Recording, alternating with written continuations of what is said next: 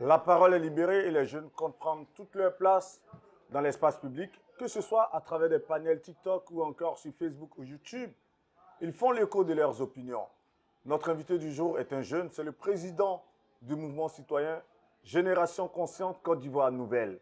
Son nom rappelle étrangement, et c'est le cas, l'ancien Premier ministre ivoirien Amadou Bon Coulibaly. Vous l'avez deviné, tout de suite ça nous rappelle son président, qui est bien entendu l'ancien Bon Coulibaly.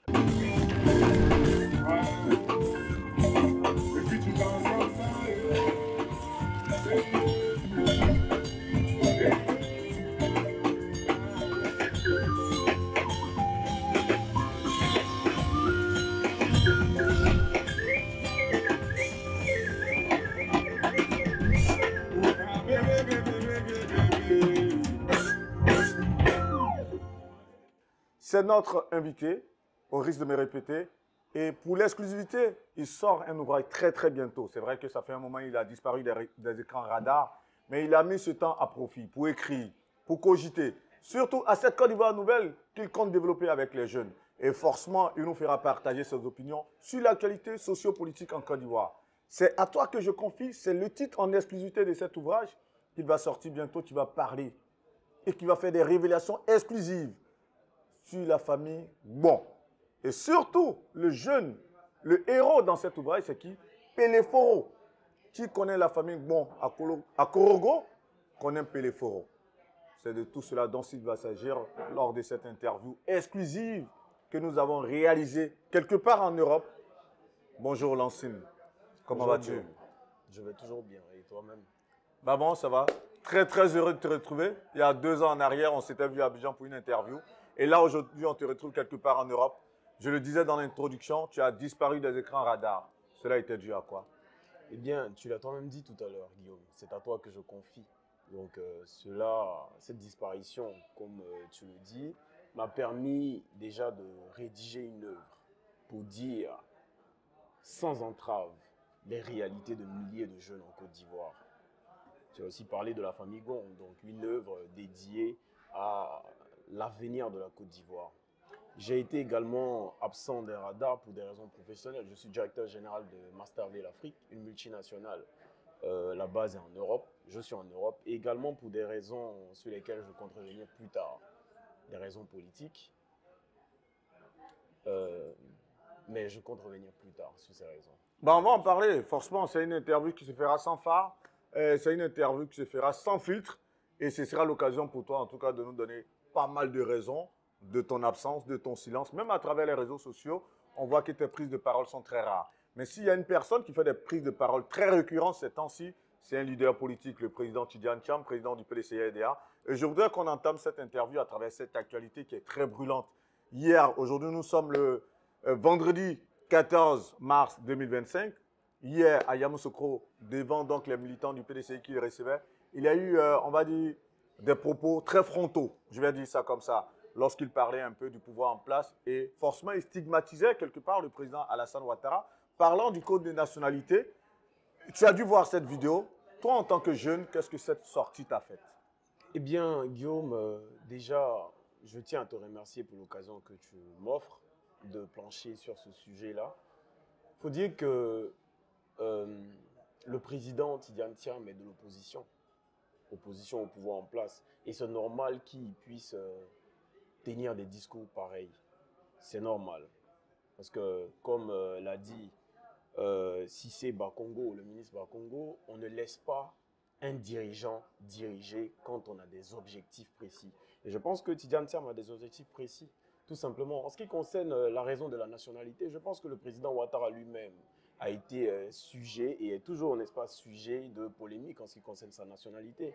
Je ne vois pas pourquoi lorsqu'un dirigeant vient avec de belles idées, lorsqu'un décideur, un leader vient avec de belles idées, nous sommes obligés de le saboter, de crier, de modifier la Constitution, etc., dans l'objectif de l'empêcher d'offrir à cette Côte d'Ivoire sa vision, tout simplement. Alors, mon point de vue, c'est celui-là. Je pense que la Côte d'Ivoire a besoin d'un nouveau visage, tout simplement. Là, tu mets le pied dans le plat. Lorsque tu dis la Côte d'Ivoire a besoin d'un nouveau visage, qu'est-ce que tu veux dire ouvertement?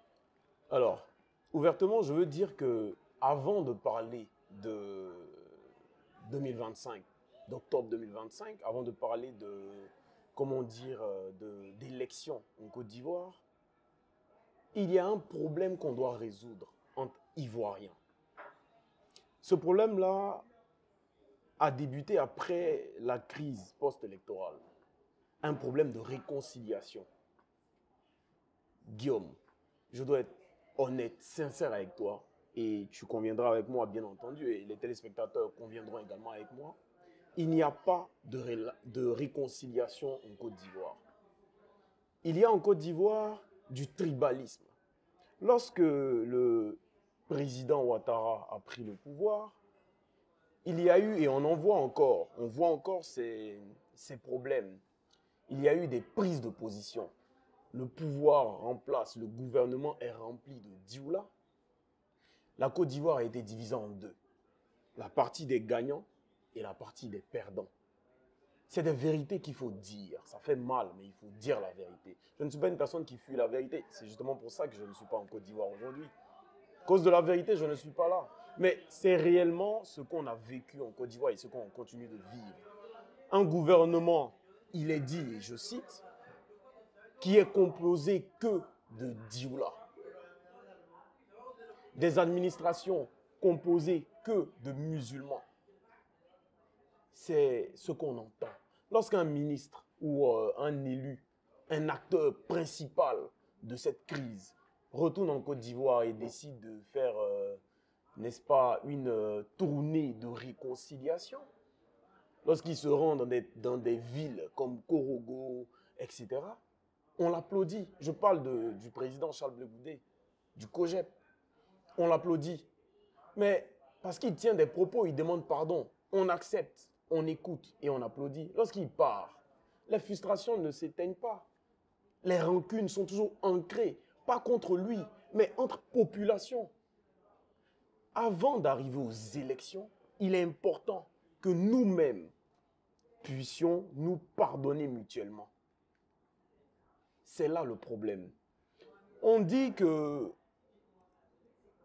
le gouvernement est composé que de dioula et que à la fin de la journée, il n'y a que les dioula qui ont le pouvoir.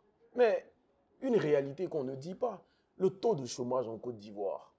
Avant d'arriver au taux de chômage, j'en viens. Ok, vas-y.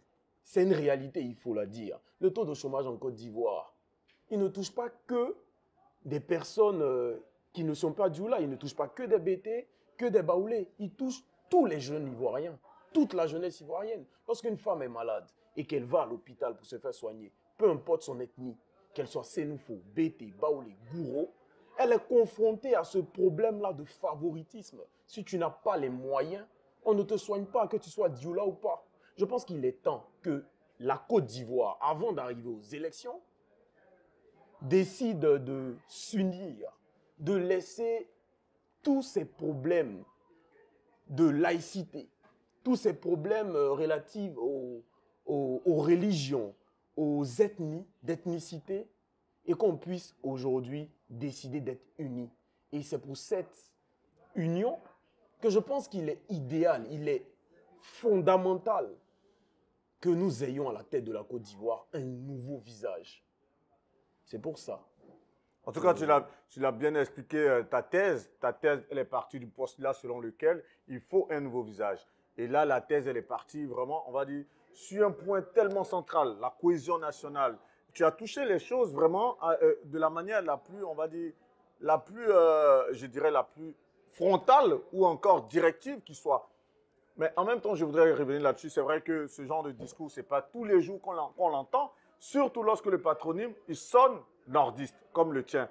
Voilà, la contradiction, elle est là. Et c'est clair qu'on me dira, mais c'est clair que tu seras d'accord avec moi, que ceux qui vont suivre cette interview diront, mais c'est rare d'entendre de tels sons de cloche de la part d'une personne qui, somme toute, est tout de même de la famille. Bon, oui. C'est dû à quoi?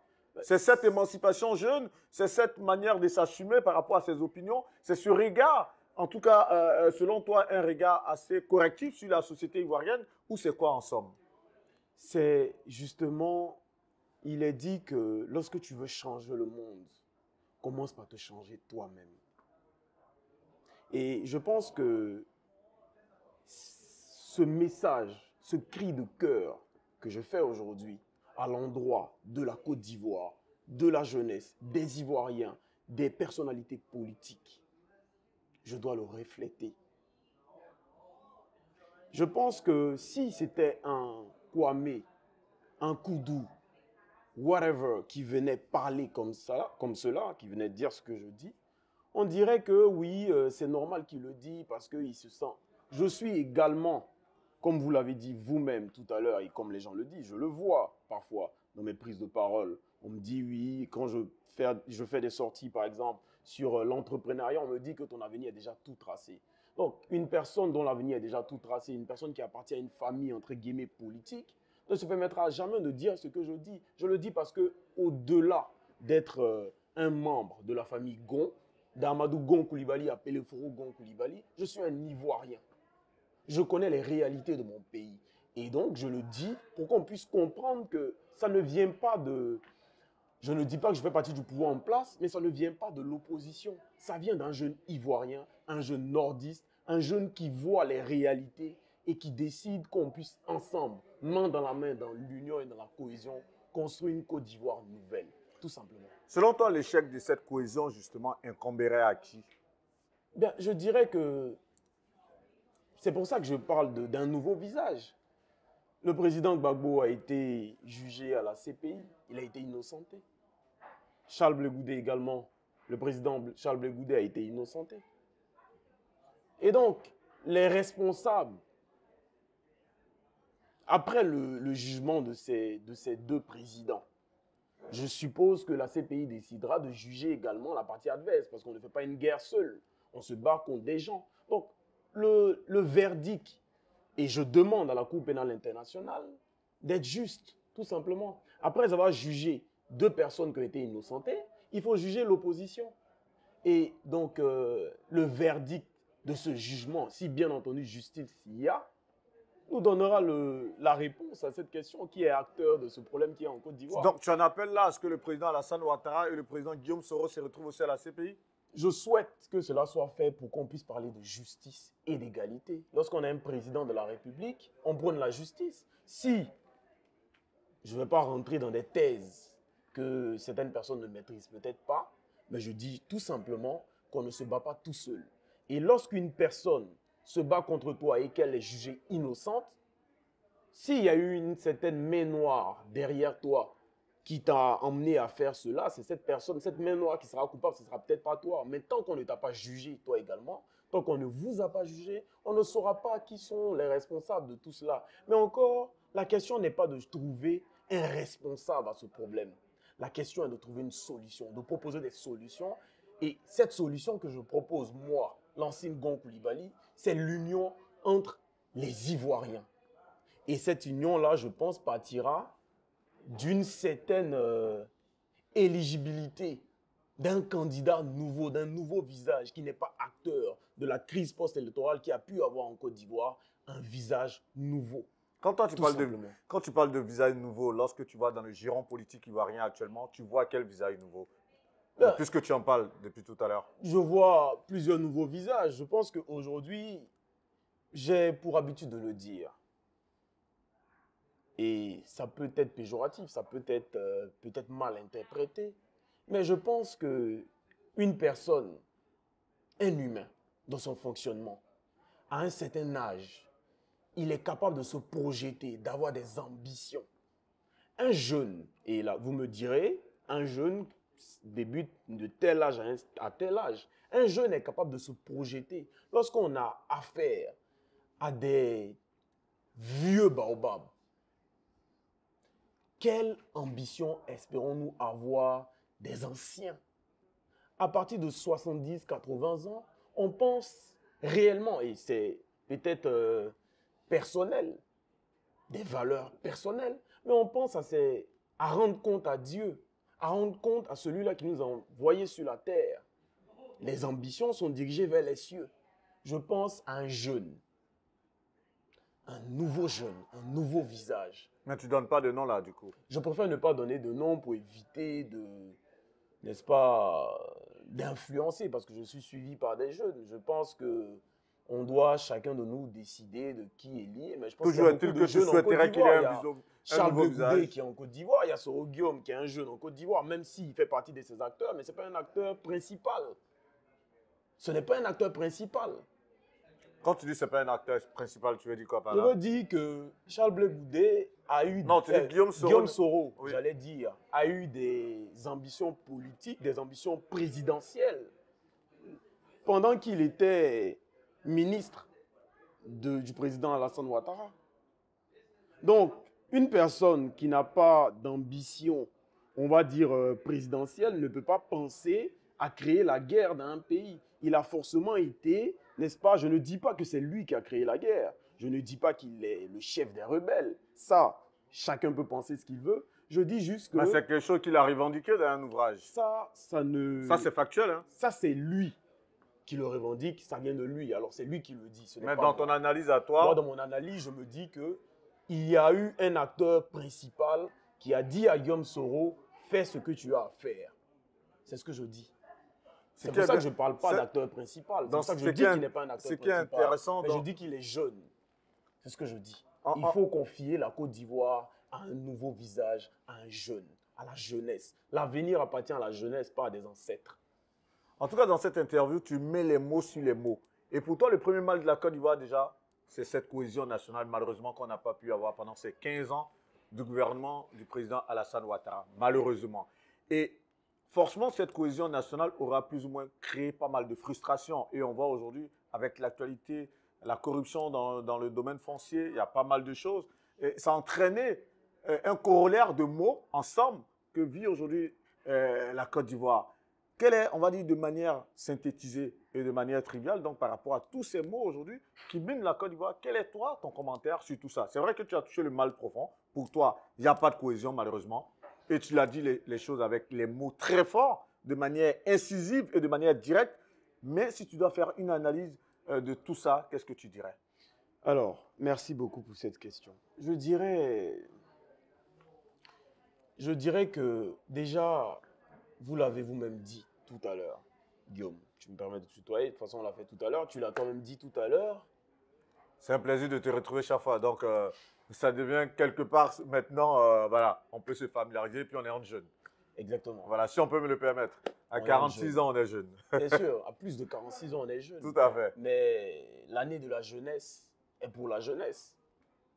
Bien, on s'entend. Non, mais vas-y, tu peux développer. Je veux dire que... Vas-y. Non, je ne développe pas parce sur que ça, ce qui est intéressant, sur ta question. Non, je l'entends bien. Après, ce qui est intéressant, il y a tellement de thèses que tu développes chaque fois qu'il y a une question qui est posée. Et c'est pour ça que je t'ai posé vraiment cette question qui englobe un peu le tout. Si tu as l'occasion, là, tu as bifurqué là-dessus rapidement par rapport à l'année de la jeunesse. L'année de la jeunesse, on a vu, on a parlé de coups de milliards. Malheureusement, il y a certains jeunes qui n'ont pas été impactés par cette manne financière. Il y a tous ces mots dans la crise foncière. Il y a la corruption. Il y a tellement de choses. Une atmosphère un peu délétère. Face à tout cela, face à tous ces mots pour lesquels toi, tu as des mots très durs. C'est pour ça que je te dis, tu as en tout cas ce tableau-là. Exprime-toi là-dessus. Alors, ce tableau que nous présente la Côte d'Ivoire ce jour. On ne dit pas que les mots sont durs. Les mots ne sont pas durs. La vérité est sûrement une pilule difficile à avaler, mais c'est la vérité. C'est des faits réels. Déjà, je tiens à adresser un message particulier à la jeunesse ivoirienne et aux Ivoiriens, parce que cela ne concerne pas seulement, cela concerne tous les Ivoiriens. La première chose qu'il faut arrêter de faire, c'est d'arrêter de prôner des discours de haine sur nos réseaux sociaux. Il y a des influenceurs dont je préfère taire le nom. Des influenceurs qui se permettent de tenir des propos qui incitent à la haine. On peut dire la vérité sans inciter à la haine. J'entends un influenceur dire un jour, et je cite, « Tu ferais mieux de te préparer à la suite parce que quand nous, on sera au pouvoir, vous allez voir, c'est votre corps qui va souffrir. » On ne va pas passer notre temps à perpétuer un cycle infernal de revanche. Parce que là, il s'agit de revanche. Et c'est justement pour ça que je reviens au fait qu'il faut un nouveau visage pour la Côte d'Ivoire. En ce qui concerne la crise foncière, etc., la Côte d'Ivoire, malheureusement, n'a pas encore, malgré, je vais utiliser les propos, malgré cette digue-bas dette, comme on le dit, n'a pas mis en place un dispositif sérieux pour gérer les problèmes fonciers. Je ne vais pas rentrer dans une certaine, parce que je parle rarement de ce que je ne maîtrise pas. Je ne vais pas parler de ce qu'Omé Bakari, etc., parce que c'est un sujet qui relève d'avocats, Pour etc. toi, c'est la face visible de l'iceberg, comme Bakary quelque part. Il y a Je tout un système derrière, non? je Parce que ne- pour qu'une seule personnalité puisse vraiment entraîner tout un système, est-ce que c'est pas la taupe? Bon, C'est ça, pas la face ça, visible c'est ce quelque que part? tu dis. Moi, ce que je dis, c'est que la Côte d'Ivoire n'a pas mis à la disposition du ministre de la Construction des moyens capables de permettre à ce ministère-là de gérer les problèmes fonciers. Je pense que De quel moyen, toi, tu parles là? je ne vais pas énumérer les moyens, mais ce que je dis, c'est que lorsqu'il y a une faille dans un système, il faut le déconstruire et mettre en place un nouveau système. Bah tout voilà, simplement. là, il n'y a pas de Je pense moyen. que là, c'est- on est face à la corruption. C'est ce que je pense. Et je pense que tout le monde le pense. On est face à une certaine corruption, une gangrène en Côte d'Ivoire. Et la corruption ne touche pas seulement le domaine foncier. Au niveau de la police, au niveau de la gendarmerie, la drogue, etc. Qui fait rentrer la drogue, comment ça rentre, etc. Au niveau de... On a vu récemment, justement, le patron d'Estip, au niveau de la gendarmerie, qui avait été élu meilleur gendarme en Côte d'Ivoire, qui s'est fait, voilà, qui vient d'être mis en prison. Voilà, merci. Oui, mais on dirait encore que ça, c'est la face visible de l'iceberg, tout simplement. Qui sont derrière tout ça? Oui, il n'est pas le seul à avoir fait ça. Il est celui-là qui a été mis en avant, mais ce n'est pas la première fois qu'on voit cela. Je pense que moi, l'ancien Gon Coulibaly, et je l'ai dit à une interview une fois, que la drogue, je l'ai découvert dans ce gouvernement. Je le dis. Les mots sont forts, mais c'est la description, c'est ma réalité à moi. J'ai connu la cocaïne dans ce gouvernement. Peut-être que j'étais un peu trop jeune pour savoir que ça existait dans d'autres gouvernements, mais c'est dans ce gouvernement-là que j'ai vu des amis à moi, des connaissances à moi, j'allais dire, accros à la cocaïne. C'est dans ce gouvernement que j'ai vu des commissaires de la police criminelle être mêlés à des histoires de cocaïne. C'est dans ce gouvernement que j'ai vu des soupçons planer sur le ministre de l'Intérieur, Feu Ahmed Bakayoko, sur des problèmes de cocaïne, de drogue. Il faut le dire, c'est la vérité. Et c'est pour ces vérités-là même que je pense que je ne suis pas en Afrique. C'est pour ça que je ne suis pas en Afrique. Donc, il faut déconstruire. Tu te déranges quelque part? Ce n'est pas mon objectif en tout cas. Je dis la vérité, je m'adresse à une jeunesse. Je veux construire une jeunesse actrice de son développement et pour cela, il faut qu'on se dise la vérité. Il faut qu'on réfléchisse, il faut qu'on mette en place des plans d'action basés sur la vérité, sur la réalité. Et c'est pour ça justement que c'est à toi que je confie a été rédigé. On va en parler tout à l'heure. Mais bien sûr. avant, justement, cette manière d'avoir la parole très libérée, très libre et très émancipée, justement, telle que tu dis les choses, est-ce que tu as en odeur de sainteté aujourd'hui avec ta famille? Lorsque je parle de famille, je parle de la famille. Bon, je parle par exemple tes rapports, peut-être on va revenir là-dessus. Quel était l'état de tes rapports lors du vivant du Premier ministre Amadou Bon Coulibaly? Quels sont tes rapports aujourd'hui avec le ministre de la Communication aussi, qui est de la famille? Bon, c'est quoi tes rapports avec ta famille? Bien, alors, je pense que c'est véritablement une très belle question. Lors de mes sorties, parfois sur les réseaux, parce que j'utilise les réseaux sociaux comme canal de transmission de messages, comme tout le monde. J'en parlais d'ailleurs tout à l'heure relativement à l'entrepreneuriat. Je lis des jeunes me dire, oui, tu nous parles d'entreprendre, tu nous dis que la vie est chère, etc. Mais toi, tu ne vis pas ces réalités. J'ai de la peine pour moi, même pas pour eux. J'ai de la peine pour moi parce que je suis victime d'un branding. j'ai un positionnement perçu qui est peut-être en déphasage avec les réalités. J'ai grandi avec ma mère qui s'est battue de toutes ses forces, comme la plupart des mamans ivoiriennes. Je, aujourd'hui, ne me positionne pas comme le fils de Gon Coulibaly. Je me positionne comme un jeune Ivoirien parce que je n'ai jamais vécu comme le fils de Gon Coulibaly. J'ai vécu comme un jeune Ivoirien. J'ai vécu des réalités, des difficultés. J'ai été face à certaines contraintes, comme la plupart des jeunes Ivoiriens.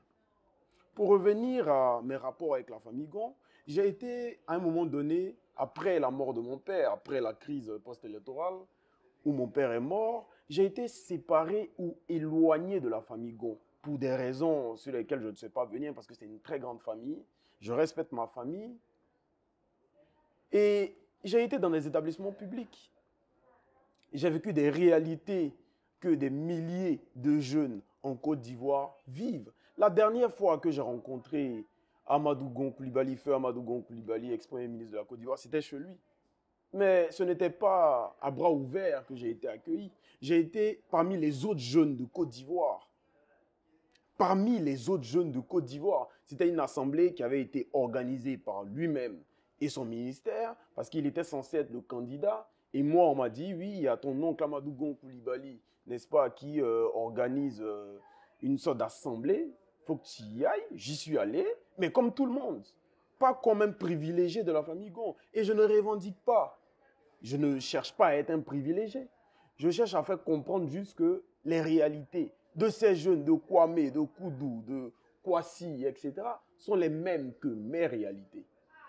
Mais lorsque j'ai vu oui, vas-y. AMS, dont tu parles, par exemple, c'était une fois, j'ai été appelé par le mouvement citoyen étant très impactant. Nous sommes plus de 7000 en Côte d'Ivoire, plus de 7000 jeunes adhérents en Côte d'Ivoire. J'ai été contacté par un membre du gouvernement en place. Et je le dis aujourd'hui. Et ce jour-là, je me suis retrouvé dans une maison avec certains ministres dont je pouvais taire le nom, pas parce que je suis l'ancien Gon Coulibaly, mais parce que je suis un jeune Ivoirien, un jeune président d'un mouvement citoyen qui éveille des consciences et qui travaille dans l'éveil de la conscience, tout simplement. Je me suis retrouvé parmi ces ministres et ce jour-là, il y avait AMS, ministre de la Communication. Il s'est approché de moi. Il m'a parlé, j'ai répondu « Merci, monsieur le ministre ». Je lui ai appelé « Monsieur le ministre ». Et il m'a demandé « Pourquoi tu m'appelles monsieur le ministre? Je suis ton oncle ». Je lui ai dit « Mais je vous ai envoyé des courriers plusieurs fois qui étaient sans suite. Vous ne vous êtes jamais comporté comme un oncle vis-à-vis de moi. Je ne dis pas que ce n'est pas mauvaise foi. Je dis que peut-être que vous êtes occupé, mais je n'ai jamais senti une once de familiarité entre nous. Je vous ai envoyé des courriers. Et ce jour-là, il m'a remis son numéro de téléphone en personne. Je n'ai pas jugé utile de le contacter, pas parce qu'il ne peut pas m'aider ou quoi que ce soit, mais parce que j'ai toujours évolué sans un apport ou un support du gouvernement. Je n'ai jamais bénéficié d'un financement du gouvernement. Donc mes rapports avec la famille Gon sont de bons rapports, mais je suis, au-delà d'être un membre de la famille Gon, un jeune Ivoirien conscient des réalités, dénonçant des méfaits, des gangrènes en Côte d'Ivoire et essayant de proposer des solutions pour la pérennité d'un héritage de noblesse. Je l'entends bien et tes opinions sont très nobles, hein, je les respecte d'ailleurs. Mais lorsqu'on fait la lecture de tes rapports justement avec ta famille biologique, justement tes oncles, tes cousins et autres, est-ce qu'aujourd'hui, quid de dénoncer, on va dire, les mots avec des mots très durs de la Côte d'Ivoire, qui sont légitimes, hein, je l'entends bien. Est-ce que le jeune Gbon ne serait-il pas en train de régler aujourd'hui des problèmes personnels avec la famille Gbon, quelque part qui n'était pas là pour lui? Je n'ai jamais demandé un certain soutien à la famille Gon qui m'a été refusé. Je pense que si j'étais allé vers les membres de ma famille paternelle, parce qu'il y a deux familles, la famille paternelle et la famille maternelle, j'ai été éduqué par ma famille maternelle, bien que mon père soit de la famille Gon et que j'ai vu mon père exercer politiquement, etc. Je veux dire que je ne cherche pas à me venger, en quelque sorte, pour dire les mots, c'est ça, d'un quelconque mal que je ressens. Non, pas du tout. Je dénonce comme tout jeune Ivoirien des réalités que nous vivons. Des réalités. Si j'étais tant l'ancien Gon Koulibaly, je pense que je travaillerais dans un certain gouvernement, etc. Je ne me suis jamais pris comme un demi-dieu. Je me suis toujours pris comme un jeune Ivoirien, conscient de certaines réalités, et je dénonce ces réalités-là. Je ne suis pas le genre de personne qui fuit la vérité. Je dis la vérité, n'en déplaise à qui veut. Et encore mieux, je n'ai aucune revanche vis-à-vis du gouvernement ou encore de la famille Gon. C'est une famille que j'aime, que je respecte, c'est ma famille, je les aime, je les respecte. Mais j'ai des principes et des valeurs. Et je pense que les principes et les valeurs d'un être humain doivent être au-delà des sentiments qu'il peut ressentir vis-à-vis d'une certaine famille. Aujourd'hui, mon objectif est très simple. Construire une Côte d'Ivoire nouvelle avec une jeunesse actrice de son développement. Et si cela va au-delà, on va dire. Et pour ça, je ne pense pas que je devrais mentir. Je ne suis pas un menteur. Je l'entends bien. C'est vrai qu'en tant que jeune, tu as ta lecture de la situation sociale en Côte d'Ivoire et c'est cette situation-là que tu dépeins et c'est sûr pourquoi, lors de ta lecture, justement, tu as pu mettre à nu, on va dire, les mots qui gangrènent la société ivoirienne. Tu as parlé de cohésion, tu as parlé de corruption, tu as dit les mots de manière ouverte, Et on l'entend bien et ça s'entend super bien. Ça, là-dessus, on ne va pas te faire le procès. On avait voulu juste faire, en tout cas, le parallèle entre tes rapports avec ta famille biologique et ta prise de parole qui, qu'on le veuille ou pas quand même, reste très, très incisive. Outre cela, le 6 juillet dernier, et 6 juillet 2024, on s'entend bien, tu étais invité à Nantes, au dîner gala de l'association Nantes Afrique Culture, où tu as parlé d'un point de passeport qui ferait que, aujourd'hui, c'est vrai que là, tu es en Europe pour tes affaires, par rapport à l'entreprise pour laquelle tu travailles, mais tu avais parlé d'un problème de passeport et justement, tu avais pu échanger avec l'ambassadeur. Où en es-tu avec cette histoire? Bien, alors, merci beaucoup. Et c'est également une phase qui me fait ressentir cette envie de changer les choses. Il faut dire que j'ai effectivement échangé devant toi avec le consul, devant l'Assemblée. C'était une déclaration publique. Tout à fait. Devant l'Assemblée, parce que j'avais un passeport j'avais demandé un nouveau passeport qui a pris 9 mois à arriver. Tu l'as reçu finalement? Oui, je l'ai reçu après une intervention publique. Déjà dans la salle, mais encore cette information a été diffusée sur les réseaux. J'ai pris contact avec lui, je l'ai appelé, etc. Il y a eu plein de choses. Mais ça vient d'où? Tout ça en réalité. Alors, en Côte d'Ivoire, j'ai été convié à une activité relativement à une cérémonie d'excellence organisée par Abou Nidal. J'en ai jamais parlé parce que... Tu as l'occasion aujourd'hui, en tout cas, de vider ton sac. Non, l'idée n'est pas de vider mon sac. Non, mais parce que l'idée est de dire... Qu'on le veut ou pas, ta parole est très rare. Il y a 2 ans, tu nous as accordé une interview. C'est vrai qu'on n'était pas dans cette actualité brûlante. On avait parlé de ton parcours de manière assez synthétisée. Vous pouvez retrouver d'ailleurs cette interview sur la chaîne YouTube actupeople.net. La première fois où l'ancien Gon Koulibaly s'est ouvert à ActuPeople. Mais là, on voit le leader citoyen dans toute une autre dimension. Et c'est tout à ton honneur. Hein. Donc, vas-y. Donc, fais-nous encore cette révélation. Justement, tu as été invité à une cérémonie d'excellence organisée par Abou Nidal, justement, tu disais. Exactement. Et lors de cette cérémonie, j'ai reçu un prix honorifique relativement aux actions menées. Et ce prix-là m'a été décerné en qualité de jeune qui impacte. Donc, au niveau du domaine éducatif, etc. Parce que nous avons organisé avec le mouvement citoyen des caravanes de sensibilisation sur le fléau de drogue et de grossesse en cours de scolarité. Nous avons implanté dans plusieurs établissements publics de Côte d'Ivoire des clubs de lutte contre la drogue financés par nous-mêmes. Et c'est là, en fait, que je souhaite interpeller ces jeunes. Je n'ai jamais bénéficié d'un soutien ou d'un financement du gouvernement. Jamais. Je n'ai même jamais demandé. Lors de cette cérémonie, après m'avoir reçu, n'est-ce pas, j'ai commis une erreur. Et je reconnais. et je le confesse. Cette erreur était de dire la vérité.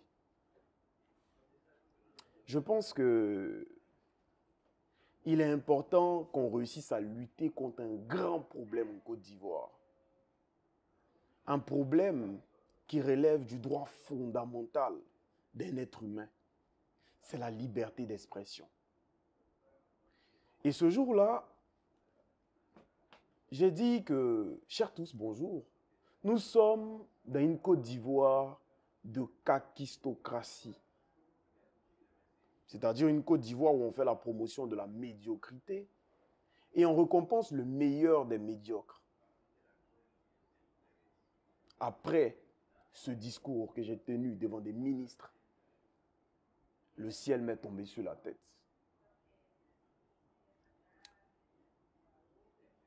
Comme vous le dites, peut-être que certains l'ont interprété comme étant, on va dire, un message dirigé à ma famille. Certains l'ont peut-être interprété comme étant, m'ont peut-être vu comme étant un jeune qui essaie de se rébeller. Ou tu es instrumentalisé quelque part? Bon, on ne peut pas penser que je suis instrumentalisé. On ne peut pas le penser, parce que si je devais être instrumentalisé, j'aurais été instrumentalisé, je pense, par le gouvernement en place, vu que c'est ma famille. Donc, on ne peut pas penser ça. Mais on peut dire que c'est un jeune qui... Instrumentalisé peut-être par des leaders de l'opposition, peut-être? Qui, on va dire, nage à compte courant. Et quand on nage à compte courant en Côte d'Ivoire, il faut te rendre compte que le courant est fort, tu vas te briser les bras. Et j'ai eu l'impression qu'on voulait me briser les mains. À la suite de cela, j'ai eu certains comptes gelés. À la suite de cela, une personne dont je préfère taire le nom m'a appelé. Ton nom a été rayé de certaines listes au niveau de la présidence. On me l'a dit. Je préfère taire son nom parce que je sais que faire une déclaration publique avec le nom de cette personne lui créerait beaucoup de problèmes. Ce n'est pas mon objectif. Telle personne a dit que tu as tenu des propos, tu as fait telle chose, tu as créé des problèmes, etc. J'ai eu tout le temps, j'ai fait une grande dépression. Et c'est cet épisode-là a, n'est-ce pas, favorisé mon départ précipité de la Côte d'Ivoire. Parce qu'à un moment donné, toutes les portes étaient fermées. Il me fallait partir. Et quand je pars et que je perds mon passeport, et que je demande un nouveau passeport, et qu'il prend 9 mois pour revenir, je suis choqué. Choqué pourquoi? Soit le système mis en place par le gouvernement relativement à la diplomatie, donc le consul, l'ambassade, etc., un système a changé. Parce qu'on ne peut pas comprendre qu'un Ivoirien... Son Excellence Issaka Konaté, qu'on salue ici, tout de même a pu faire le nécessaire oui, pour que tu il a pu faire. ton Donc, passeport. justement, on en vient. Je ne suis pas du genre à lancer des fleurs n'importe comment et n'importe quand, mais il faut dire la vérité avant tout. C'est un combat noble. Je meurs aujourd'hui, je ne serai pas déçu de moi. Parce que je pense... tu es resté fidèle à des valeurs, à des convictions. Exactement. Et donc, soit le système mis en place par la diplomatie, donc l'ambassade, etc., a un système qui ne fonctionne pas, a un système qui oblige un citoyen ivoirien à l'étranger à patienter 9 mois, le temps d'une grossesse et d'un accouchement, pour avoir un passeport, ou soit il y a une main noire, soit il y a un problème, soit on ne veut pas qu'il ait son passeport, parce que plusieurs personnes ont leur passeport très rapidement, je pense, même si ce n'est pas rapide, pas 9 mois. C'est ce qui m'a poussé à faire cette déclaration publique, à dire au consul, monsieur le consul, s'il vous plaît, est-ce que vous pouvez m'aider à obtenir mon passeport, parce que 9 mois, c'est trop. Et par la suite, donc, je salue l'initiative, parce que j'ai été à ses bureaux, j'ai discuté avec lui longuement, et on m'a fait comprendre que le dossier était bloqué au niveau de la police, je pense, des frontières, au niveau de la Côte d'Ivoire. Je ne pouvais même pas donner le nom de la personne, mais j'ai dû appeler. Je ne vais pas mon objectif n'est véritablement pas de jeter l'opprobre sur les institutions de l'État. Mon objectif n'est pas de salir la réputation de mon pays. Mon objectif n'est absolument pas de dire, de créer des problèmes. C'est de dire la vérité. Et justement, c'est pour ça que j'ai fait cette déclaration publique et j'ai obtenu mon passeport. Après le temps d'un accouchement ou d'une grossesse, tout simplement. C'est à toi que je confie. Et ce soir, tu nous as confié pas mal de choses. On va en venir. Et en tout cas, ce titre se justifie aisément. Tu confies tellement de choses directes. Avant qu'on ne parle de cet ouvrage, je voudrais revenir sur un petit fait qui m'a marqué personnellement. Tout à l'heure, c'est vrai qu'on a commencé cette interview par l'actualité avec la dernière sortie du président Tidjane Thiam. Mais tout de même, ces deux dernières sorties, on a vu que le narratif avait changé. On voit un Tidjane Thiam très incisif, on voit un Tidjane Thiam très directif et qui s'adresse vraiment ouvertement au système en place et qui compte en découdre quelque part. Est-ce que tu n'as pas peur d'une certaine escalade? Alors, je pense, comme je l'ai dit tout à l'heure, qu'avant de parler d'escalade ou des élections, il faut résoudre un problème fondamental. À 7 mois, on n'a pas le temps, c'est clair.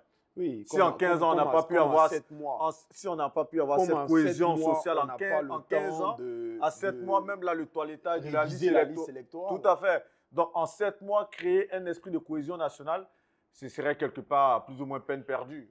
Peut-être des discours viendront quand même à cimenter l'esprit national quelque part, mais créer une cohésion nationale en 7 mois avant les élections, ce serait un leurre. Mais tout de même, est-ce que lorsqu'on voit les débats identitaires qui sont relancés, et tu l'as dit tout à l'heure, au lieu de mettre des idées face à des idées, on rentre dans d'autres diatribes. Et malheureusement, comme je l'ai dit, là, on voit que tout de même, le président Tidjane Thiam, il a commencé à froncer les sourcils. Tout de même, il est très directif. Et en face, on voit aujourd'hui les pics qui lui sont lancés. Et là, il parle directement au président Alassane Ouattara. C'est clair. Alors qu'il y a des rapprochements plus ou moins qui sont en tout cas élidés à travers des journaux. Somme toute, il y a un rapprochement qui est en train de créer. Mais lorsqu'on voit la teneur des propos aujourd'hui, lorsqu'on voit la teneur des sorties, est-ce qu'on ne craint pas une certaine escalade tout de même? Alors, moi, ce que je tiens à dire, mes propos vont s'adresser à deux types de personnes. Vas-y. D'abord à la jeunesse. Nous devons sortir des manipulations politiques. Avant d'arriver à l'élection de 2025, nous devons nous préparer à tout type de manipulation. Nous devons penser à la réconciliation. Et penser à la réconciliation avant l'élection veut dire qu'on doit penser à qui on écoute exactement. Qu'est-ce qu'on suit comme conseil? Nos influenceurs doivent arrêter de prôner des discours de haine, d'inciter des jeunes à la haine, à la violence, de sortir des propos comme tu verras ce qui va se passer demain. Nous devons nous rappeler. J'ai eu des amis quand j'étais plus jeune qui s'appelaient Kwame, Koudou, des amis avec qui les rapports étaient très bons. Aujourd'hui, qui me regardent avec un air d'étranger.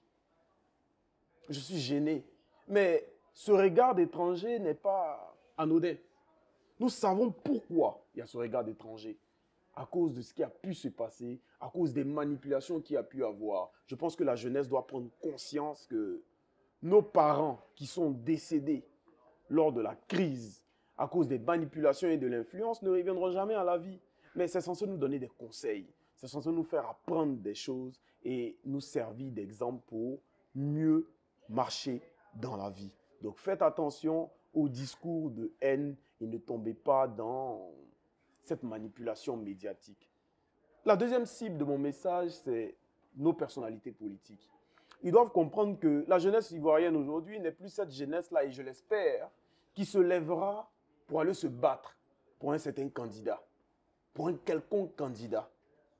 Peut-être des étrangers à la guerre que nous avons pu avoir en Côte d'Ivoire le feront, mais pas notre jeunesse. Donc, je leur demande de nous montrer l'exemple ou de partir, tout simplement. Nous n'avons pas besoin de guerre. Nous avons besoin de paix. Nous avons besoin de calme. Je demande vivement à nos gouvernants de prendre des dispositions de sorte à ce qu'on ne puisse plus avoir une effusion de sang en Côte d'Ivoire. Est-ce que je pense qu'il y aura un problème? Je ne pense pas. Parce que je pense que la jeunesse ivoirienne aura écouté ce message et aura compris que quand c'est pour remporter le pouvoir, c'est eux qui nous incitent à la haine, c'est eux qui nous incitent à nous battre, c'est eux qui nous incitent à prendre des armes. Sortez de vos maisons, si vous dormez, ne dormez plus, etc. Mais lorsque ça va, c'est entre eux que ça se passe. C'est entre eux qu'il y a des distributions de sous, c'est entre eux qu'il y a des marchés, c'est entre eux que la corruption se voit. Et encore, quand ça va, c'est nous qui payons les pots cassés. Aujourd'hui, quand je vois le ministre de la Jeunesse, Mamadou Touré, organiser à quelques mois de la culture, des élections à un forum de l'emploi, je suis d'abord déçu du manque de stratégie du ministre Mamadou Touré. C'est flagrant. Ce n'est pas comme ça qu'on dirige une jeunesse, monsieur le ministre. C'est incroyable à quel point il n'y a aucune subtilité. Donc ce n'est pas avant les élections qu'on va essayer de nous intéresser à un problème qui n'a pas encore eu de solution. Mais avant les élections, il y a eu quand même pas mal de programmes pour les jeunes, tout de même en 15 ans. Oui, je ne suis pas... Le ministre Mamadou Touré en fait tout de même souvent le point. Il en fait le point très souvent par rapport aux programmes qui ont été dédiés aux jeunes, par rapport à des financements. 1 milliard de jeunes par jour.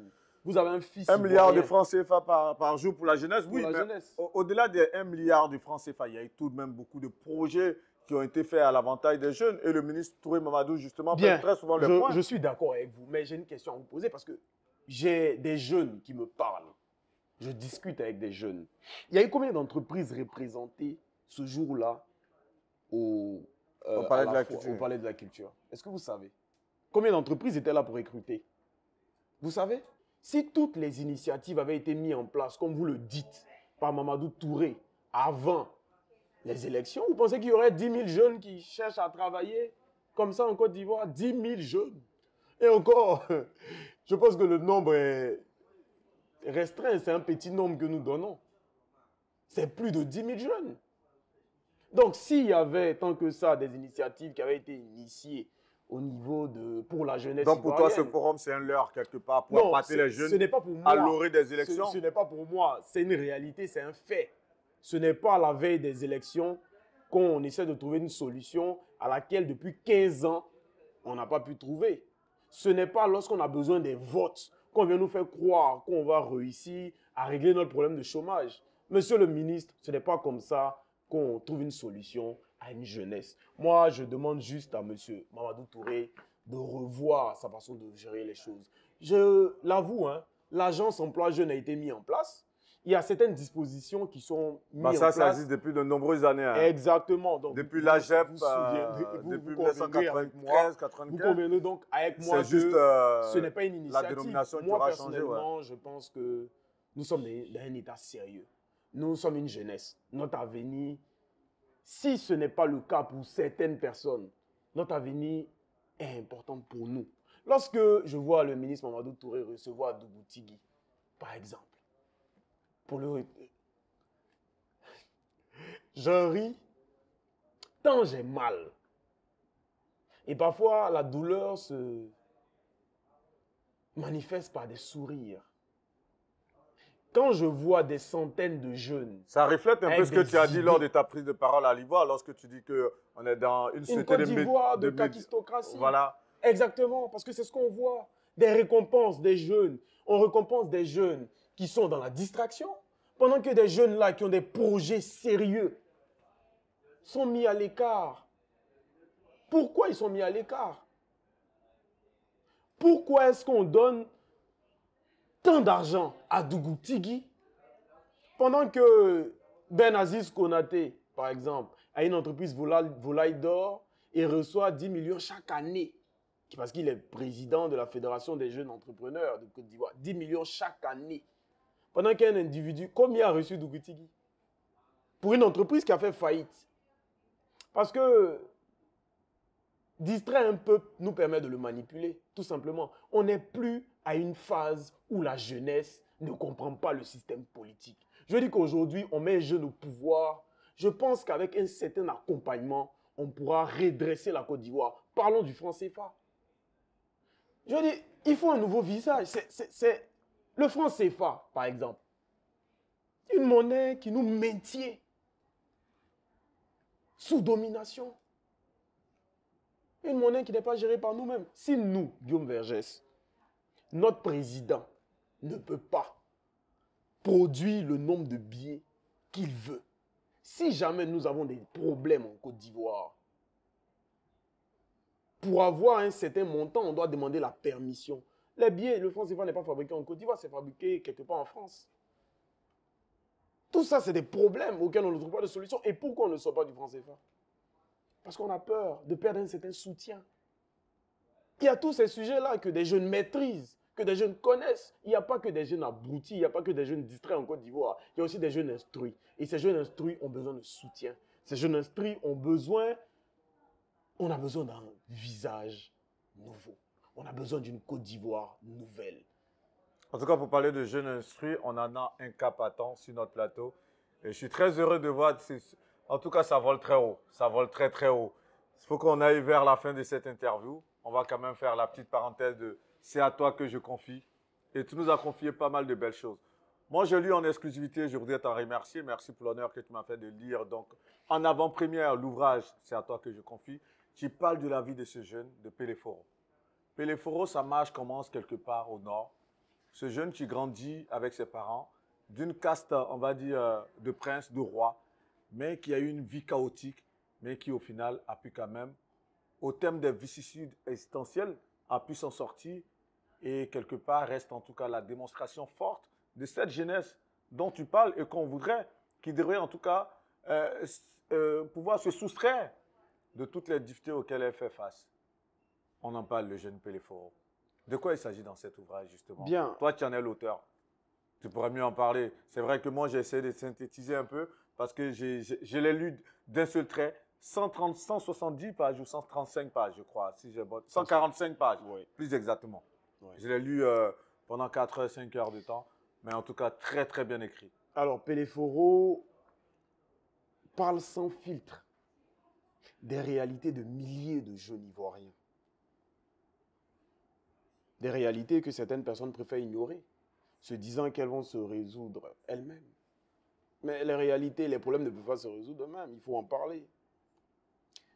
Peleforo est véritablement un appel à la conscience, mais également un message d'espoir. Dans Peleforo, on entend qu'il n'y a pas de fatalité. Peu importe ta situation sociale, peu importe les défis auxquels tu es confronté, peu importe le système, aussi gangréné qu'il soit, dans lequel tu évolues, il y a toujours une sortie si tu suis la lumière au bout du tunnel, tout simplement. En tout cas, le jeune Peleforo, il a une vie très, très difficile. Moi, je vois ces images de sa première marâtre. Tu le battais, cette femme Gouraud, dont l'auteur que tu es parle dans le livre. Ensuite, la marâtre, la femme Doula, Tanti Mariam, je crois bien. Tanti Mariam. Voilà, Tanti Mariam. Malgré toutes ces bastonnades, et le jeune qui, en tout cas, au final, a pu... Il a même eu... il a eu un parcours académique un peu en dents de scie.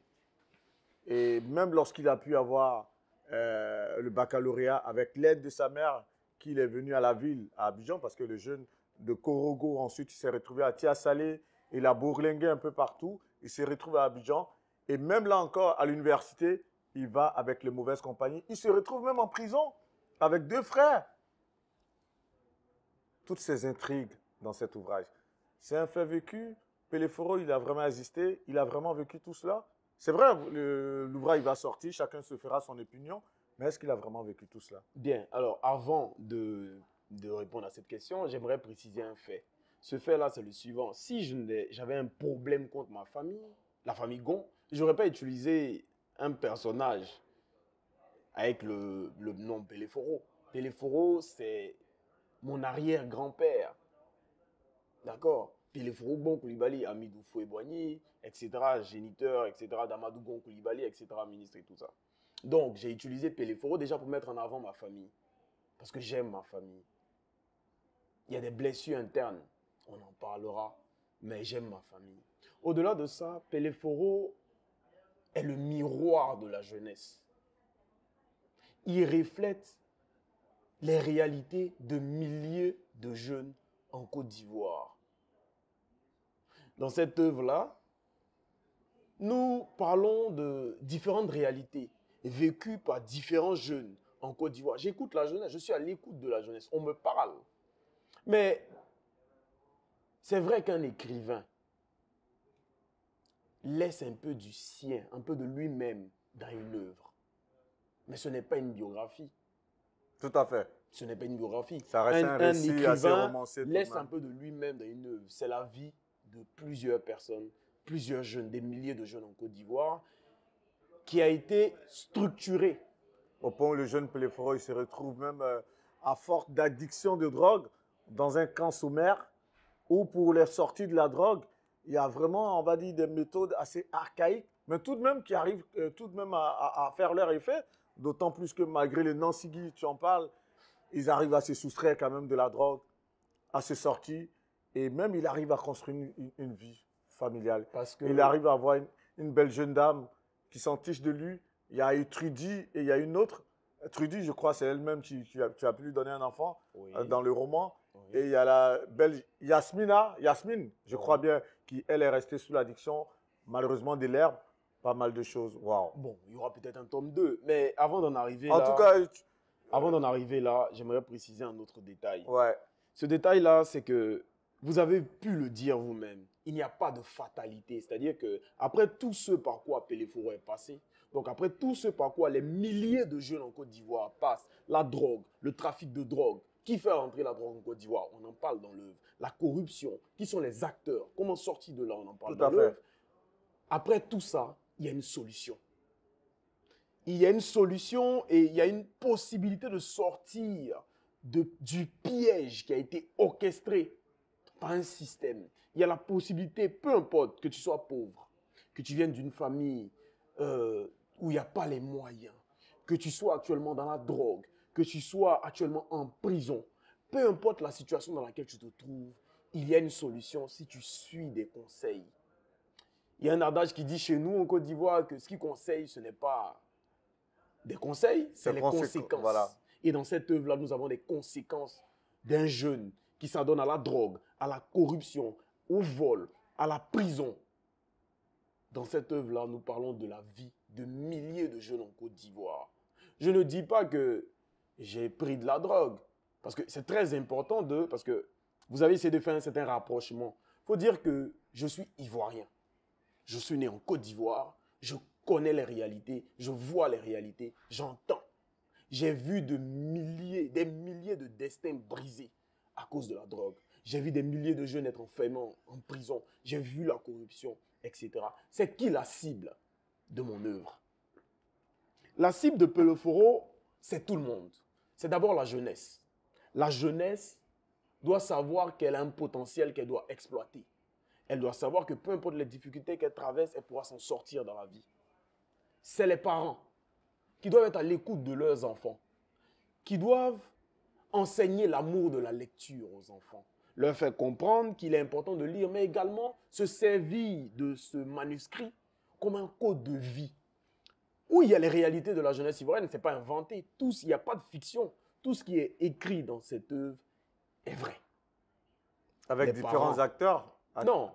Ou c'est le même? Structuré en un seul personnage pour la cohérence des propos. Tout simplement. La cible, c'est les institutions de la Côte d'Ivoire, l'école. L'idée est que cette œuvre-là soit étudiée par des élèves à l'école. Qu'on puisse faire en sorte que les élèves puissent lire cette œuvre-là. C'est vrai qu'on a lu des œuvres comme Racine, etc. à l'école. Les phrases de Bento. Les phrases de Bento, etc. Ouais, le plus célèbre. Mais l'idée, c'est que nous puissions apprendre à nos jeunes, à nos enfants, les réalités de la Côte d'Ivoire. Peut-être qu'on dira qu'on ne le fait pas parce que ça vient d'un jeune qui apporte certaines critiques. Peut-être que la vérité blesse, mais je pense que pour le bien de la Côte d'Ivoire, pour le bien de la jeunesse, il faut également qu'on puisse faire en sorte que cette œuvre-là soit un best-seller, comme la Bible, parce qu'elle vient pour prêcher la nouvelle évangile, la nouvelle citoyenneté nationale. Au-delà des institutions, nos leaders également. Il faudrait que nos politiques nos personnalités politiques se rendent compte des réalités de leur jeunesse. Il faudrait que Mamadou Touré, et je vais lui faire une dédicace, je veux lui envoyer cette œuvre. Je vais lui envoyer cette œuvre pour qu'il puisse lire cette œuvre, se rendre compte de la réalité de la jeunesse ivoirienne. Une jeunesse dont il est le représentant. Il fait bien son travail parfois, en tout cas. Je pense que tout le monde mérite d'être critiqué. Donc, Téléforo, oui, c'est un code de vie. C'est une source d'espérance, une source d'espoir. Et c'est également un cri de cœur. Mais je pense que cette œuvre-là permettra à beaucoup de jeunes d'être réinsérés dans la société. En tout cas, elle mérite d'être promue, cette œuvre. Et la sortie, tu l'annonces pour quand? Très bientôt. Très bientôt. Très bientôt. Avant les élections. Avant les élections 2025, pour éviter que les péléforos de la Côte d'Ivoire ne tombent dans les pièges tissés par certains systèmes, par certaines institutions, tout simplement. Lansing Gbon Coulibaly, président du mouvement citoyen Génération Consciente Côte d'Ivoire Nouvelle. C'est notre invité. Nous allons vers la fin de cette interview. Avec lui, nous avons eu une interview vraiment, vous l'aurez deviné. Il a touché les mots avec des mots, de manière très directe, de manière très incisive. C'est dire que cette jeunesse aujourd'hui, comme je le disais en introduction, ne compte pas se laisser faire. Elle sait choisir les mots. Elle sait se faire entendre. Et lorsqu'elle veut parler, à travers ces éminences comme celle-ci, elle n'y va pas avec le dos de la cuillère. Et vous l'avez compris. Et c'est clair que lorsqu'on a démarré cette interview, il a mis le doigt sur le mal de la Côte d'Ivoire. Il a parlé pour lui, il n'y a pas de cohésion. Malgré les 15 ans de gouvernement du président Alassane Ouattara, ce gouvernement n'a pas réussi à asseoir une certaine unité nationale en Côte d'Ivoire, malheureusement. Et tout cela a décliné vers cette atmosphère délétère qu'on voit à l'orée des élections présidentielles annoncées pour octobre 2025. Et pour lui, somme toute, il a dit, il faut des visages nouveaux, un visage jeune. Et encore plus, cet appel, il a dit, le président Laurent Gbagbo, le président Charles Blé Goudin étaient à la CPI. Il faille quand même que le camp adverse se retrouve aussi à la Cour pénale internationale à La Haye. Lansing Gbon Coulibaly, c'est à la caméra de Diddy Stone pour cette interview que tu nous accordes et on t'a retrouvé quelque part en Europe. Je voudrais te dire grand merci. Parce que des jeunes comme toi, c'est vrai que sur les panels TikTok, ça pourrait voler très souvent haut ou peut-être bas. Mais une chose est sûre, de manière formelle sur ce plateau, ce soir, personnellement, moi, tu m'as ébloui par la justesse de tes propos, par le fait que tu as, on va dire, cette conviction que tu dégages, ces valeurs que tu les transmettes, c'est surtout ça. Et tes opinions, tu les assumes. Et c'est surtout ça aussi, un jeune qui forcément a de l'ambition. Pour tes derniers propos, tu as la caméra de Diddy Stone, tu as un mot très très fort. C'est vrai que les messages tu en as fait passer à l'endroit des politiciens, à l'endroit des leaders politiques, à l'endroit des jeunes, à l'endroit des couches socio-professionnelles en Côte d'Ivoire. Mais là, tu as la caméra de Diddy Stone, autant que tu veux, en termes de minutes, vas-y. Bien, je pense que tout a été déjà dit. Le plus important aujourd'hui, c'est que la jeunesse prenne conscience des réalités que nous avons. Notre avenir nous appartient. La Côte d'Ivoire n'évoluera pas pour d'autres personnes que nous-mêmes. Il est temps que nous prenions les armes. Et ces armes-là ne sont pas des armes de guerre, mais ces armes-là sont des volontés de réussir. Ces armes-là sont des convictions. Il faudrait que nous puissions sortir de la manipulation, accepter le fait qu'il y a pu avoir certaines critiques qui ont été faites, mais la Côte d'Ivoire, ce n'est pas du tribalisme, c'est ensemble. C'est ensemble dans l'unité. C'est ensemble dans la paix. C'est ensemble dans l'union, main dans la main. Dans l'union et dans la cohésion que nous réussirons à construire une Côte d'Ivoire nouvelle. Une Côte d'Ivoire juste, loin de la kakistocratie, de la médiocrité, de la corruption, du chômage, de l'endormissement de conscience en masse. C'est ensemble que nous réussirons à construire une Côte d'Ivoire nouvelle avec une jeunesse actrice de son développement. Merci Guillaume Vergès. Merci à toi Lansing, merci infiniment. Merci pour cette belle interview que tu as bien daigné accorder à ActuPeople.net. En tout cas, merci. Merci. Et je pense que ce genre de prise de parole, très souvent, on en a besoin pour secouer un peu les mentalités, pour secouer les consciences. Et lorsque c'est porté par des jeunes, par un leader de mouvement citoyen jeune, franchement, ça résonne très, très fort. Ça a été un grand plaisir pour moi, en tout cas. Je pense que j'ai conclu avant l'heure. J'espère que vous allez prendre plaisir et que vous avez pris plaisir, en tout cas, à suivre cette interview. Moi, j'ai pris plaisir donc à pouvoir conduire cette série de questions-réponses. Et toute l'équipe de Chic Images avec Didi Stone et Oni était là pour capter les images pour le compte d'actupeople.net. On se retrouve très bientôt pour une autre interview encore démentielle. Je pense que vous allez vous habituer à ces interviews grand format comme ça auxquelles on vous avait habitué les années antérieures. Et là, on revient en force après le député de Yopougon, Diaoufoué, qui lui a été très incisif. Je pense que là, l'ancien Bon Koulibaly, il a mis un cap un peu très, très haut. Merci encore une fois de plus. Et j'espère qu'on te retrouvera certainement avant les élections. J'espère également que je pourrai enfin rentrer dans mon pays et retrouver une paix durable. Tu penses rentrer quand? Très bientôt. Très bientôt. Très bientôt. Parfait, c'est tout le mal qu'on te souhaite. En tout cas, ça a été un plaisir. Merci beaucoup. Ça a été un grand plaisir. Merci à toi. Ça a été un grand plaisir. Que Dieu vous bénisse. À très bientôt pour une autre interview sur Actu People. C'était Guillaume Vergès pour le compte de votre média digital. Sur la chaîne YouTube actupeople.net, vous êtes aujourd'hui près de 200 000 abonnés. On vous dit encore merci. Sur la page Facebook également, près de 300 000 abonnés. Continuez de nous suivre, de partager nos interviews. Et c'est ainsi en tout cas que nos messages pourront faire le tour du monde. Parce que vous êtes des millions à travers le monde à nous suivre. À très bientôt. Ciao. Merci. Et puis tu vas comme ça,